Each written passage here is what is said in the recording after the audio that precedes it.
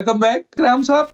एक तो ये बताइए कि टैक्स, क्योंकि आप इस पे काफ़ी काम करते हैं और आपकी हम काफ़ी कॉलम भी पढ़ते हैं, तो इस वक़्त जो टैक्स का इनका निज़ाम है, क्या उसमें कोई बेहतरी आई है? एफबीआर के हवाले से तो देख लिए दानियाल अज़ीज़ साहब क्या कह रहे हैं, हमने भी पढ़ा है, आप उसके ऊपर भी कमेंट्स कीजिए।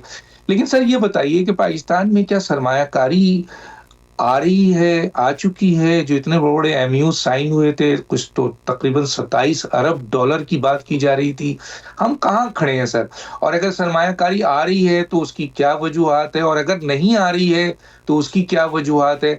तो टैक्स का इस्लाहात, एफबीआर के इस्लाहात और इसके साथ-साथ हमें ज़रा सरमायाकारी पे आप बताइए सर।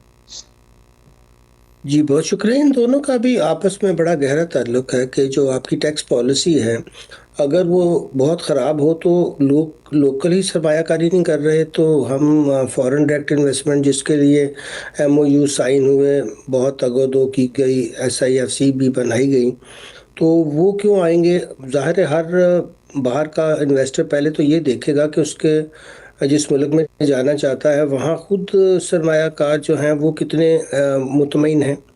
सरमायाकार तो आपने देखा कि ये इस बजट के आने के बाद पहली दफ़ा उन्होंने हड़तालों का ऐलान किए और गवर्नमेंट को बताया कि आप बिला वजह हमें अरेस्ट करने की, अबैटमेंट की, पता नहीं क्या-क्या लॉ में आपने शर्तें डाली हैं। तो आप यहाँ से अज़म्पशन आपकी शुरू किया कि हम सब चोर हैं और आपके जो ऑफ़िसर्स हैं वो बहुत अच्छे हैं। आप उन्हें कह रहे हैं कि अगर आपने इस ख़ास जो है वो बेंचमार्क से आगे की कोई चीज़ खरीदी, तो पहले हमसे इजाज़त लें और बताएँ कि उसको ख़रीदने के लिए आपके पास 130% का सरमाया है। तो इनके पास कौन-सा सरमाया है जिससे ये अभी खुद एक हमारे सीनियर मिनिस्टर साहब ने फरमाया कि इन्होंने एक मुल्क के अंदर वीज़ा स्कीम को अवेल किया है।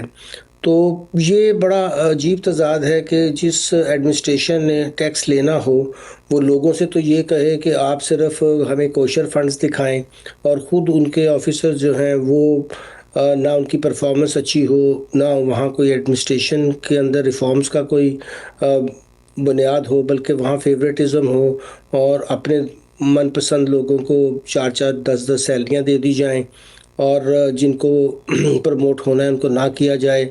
अभी तक वो 40 लोग जिनके खिलाफ कोई रिपोर्ट्स आई थी, उनको इन्होंने कोई काम नहीं दिया, तो अगर वो करप्ट हैं तो निकाल दें और उनको मौका दें।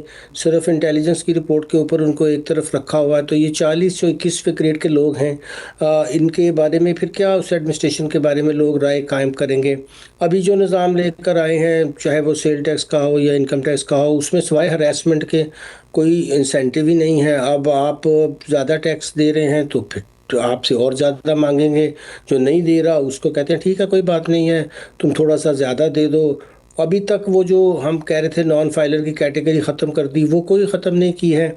अब उसको इनएलिजिबल कह दिया है, बल्कि जो एलिजिबल की डेफ़िनेशन है वो भी ये प्रोवाइड कर दिया कि आप और मैं अगरचे टैक्स अदा कर रहे हैं, मगर हमें भी कोई चीज़ ऐसी ख़रीदनी हो जो उनके बेंचमार्क से ज़्यादा हो, तो हम भी उनसे सर्टिफ़िकेशन लें। ये किस तरह का निज़ाम है? पूरी दुनिया में इकोनॉमिक एक्टिविटी जारी रहती है, उसमें कई दफ़ा ऐसा भी होता है कि कोई इनफॉर्मल काम भी हो रहा होता है, मगर ज़ाहिर है टैक्स एजेंसी का काम है कि वो देखे कि कहाँ-कहाँ टैक्स एवेड हो रहा है। और जहाँ तक ऐसे महकमे हैं जहाँ पे ये हो कि आपको कोई इल्लीगल और अनलॉफुल एक्यूमुलेशन ऑफ वेल्थ हो रही है, कोई करप्शन हो रही है,